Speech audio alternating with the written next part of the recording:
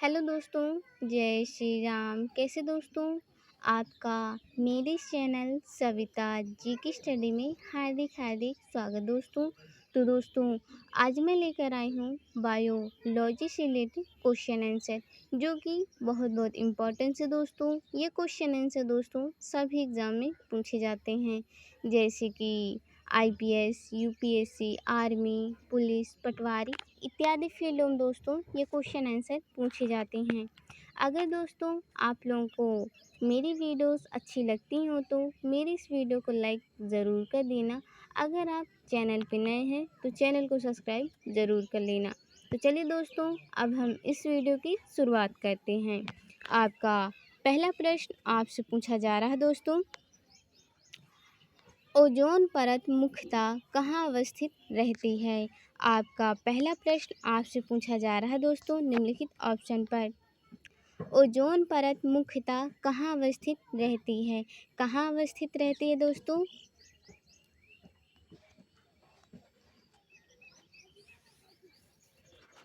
Stratosphere में। Option C पहले प्रश्न का राइट आंसर दोस्तों ऑप्शन सी। चलिए दोस्तों, अब हम चलते हैं नेक्स्ट क्वेश्चन की ओर। आपका अगला प्रश्न आपसे पूछा जा रहा है दोस्तों,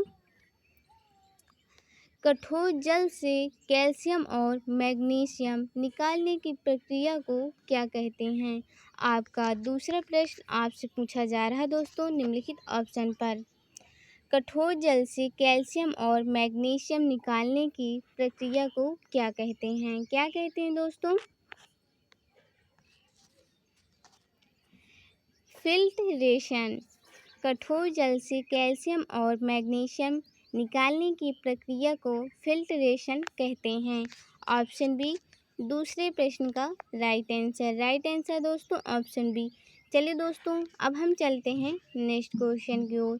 आपका अगला प्रश्न आपसे पूछा जा रहा है दोस्तों, निम्नलिखित में से किस एक को स्ट्रेंजर गैस भी कहते हैं? आपका तीसरा प्रश्न आपसे पूछा जा रहा है दोस्तों निम्नलिखित ऑप्शन पर। निम्नलिखित में से किस एक को स्ट्रेंजर गैस कहते हैं?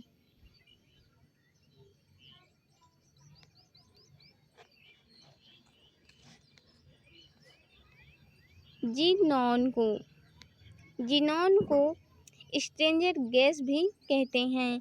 ऑप्शन डी तीसरे प्रश्न का राइट आंसर दोस्तों ऑप्शन डी। चलिए दोस्तों, अब हम चलते हैं नेक्स्ट क्वेश्चन की ओर। आपका अगला प्रश्न आपसे पूछा जा रहा है दोस्तों,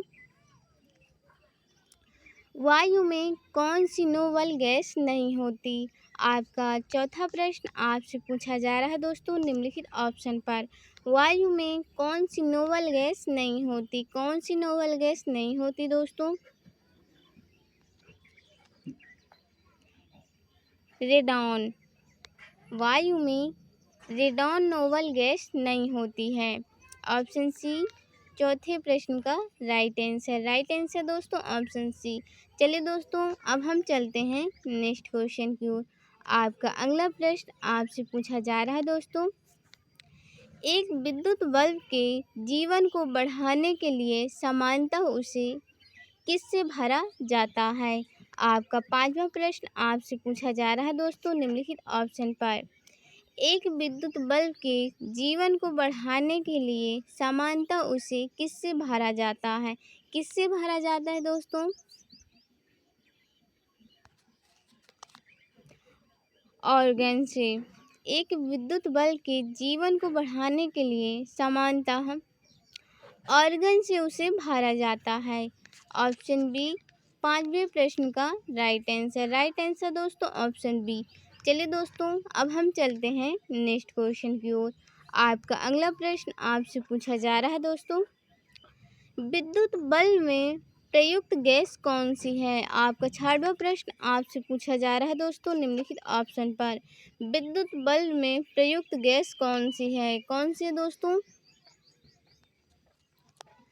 अक्रिय गैस। विद्युत बल्ब में प्रयुक्त अक्रिय गैस है। ऑप्शन सी 68वें प्रश्न का राइट आंसर दोस्तों ऑप्शन सी। चलिए दोस्तों, अब हम चलते हैं नेक्स्ट क्वेश्चन की ओर। आपका अगला प्रश्न आपसे पूछा जा रहा है दोस्तों, मौसम विज्ञान संबंधी प्रक्षेपण के लिए निम्नलिखित में से किसको गुब्बारों में भरने में उपयोग में लाया जाता है। आपका 7वां प्रश्न आपसे पूछा जा रहा है दोस्तों, निम्नलिखित ऑप्शन पर मौसम विज्ञान संबंधी प्रेक्षण के लिए निम्नलिखित में से किसको गुब्बारों में भरने में उपयोग में लाया जाता है।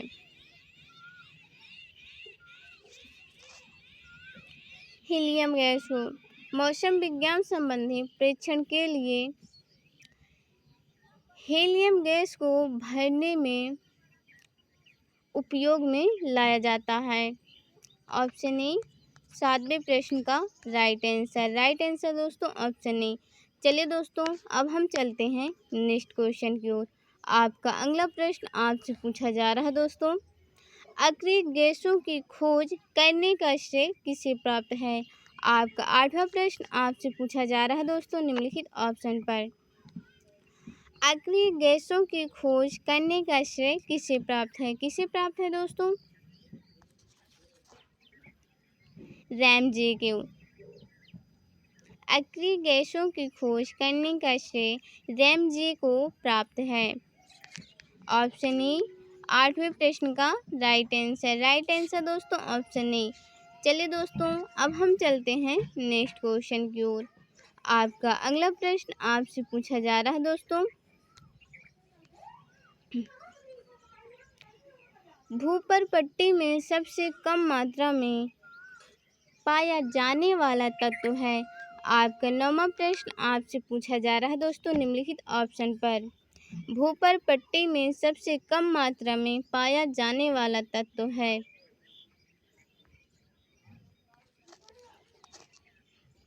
स्टैटिन भूपर पट्टी में सबसे कम मात्रा में पाया जाने वाला तत्व स्टैटिन है।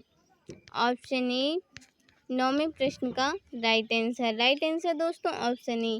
चलिए दोस्तों, अब हम चलते हैं नेक्स्ट क्वेश्चन की ओर। आपका अगला प्रश्न आपसे पूछा जा रहा है दोस्तों, कांच पर लिखने के लिए किस अम्ल का प्रयोग किया जाता है। आपका 10वां व आखिरी क्वेश्चन आपसे पूछा जा रहा है दोस्तों, निम्नलिखित ऑप्शन पर कांच पर लिखने के लिए किस अम्ल का प्रयोग किया जाता है। किस अम्ल का प्रयोग किया जाता है दोस्तों। Hydrogen fluoride. Option A